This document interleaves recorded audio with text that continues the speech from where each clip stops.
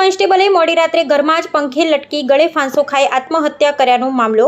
Palanpur police ફરિયાદ ન લેતી હોવાના પરિવારના આક્ષેપ। પોલીસ ફરિયાદ નહીં લે ત્યાં સુધી બોડી ન સ્વીકારવા પરિવારે કર્યો નિર્ણય। ભુજ જિલ્લામાંથી સસ્પેન્ડ થઈ સુરત ગ્રામ્યમાં ફરજ બજાવતા પાલનપુરના પોલીસ કોન્સ્ટેબલે કરી છે આત્મહત્યા। પાલનપુરના જગાણા ગામના વતની પોલીસ કોન્સ્ટેબલ વિદલભાઈ ચૌહાણે કરી આત્મહત્યા।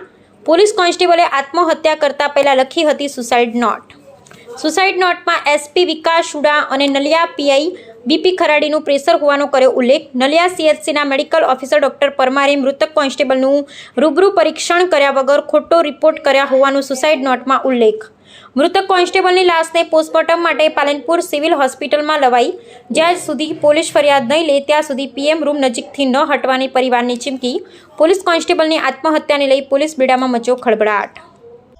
घबराया वगैरह शांति क्या मारो बाबू नामी विंद्र राज चौहान जी भुज पश्चिम में मुख्य मथक खाते हेड कोन्स्टेबल पद पर नौकरी करता था छेल्ला 7 वर्षथी के અને એની પર ગત 30 તારીખ ઉપર એક 66B નો કેસ થયેલ।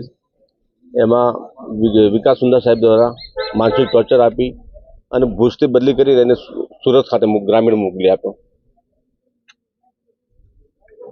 આગળ જવા દો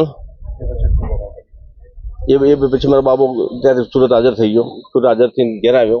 ઘેર આવીને કંટાળી ગયો હતો કે મને આવી રીતે ટોર્ચર કરી મને એને કોઈ જાણ વગરની એને પોતાનું નિવેદન લખી નાખ્યું અને સુસાઇડ કરી નાખ્યો। અને મને કોઈ પોલીસ દ્વારા હજુ સુધી કોઈ સાથ આપેલ નથી।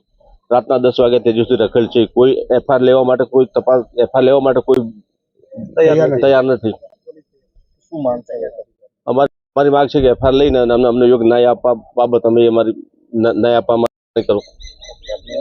મારું નામ રમેશ ચૌહાણ છે।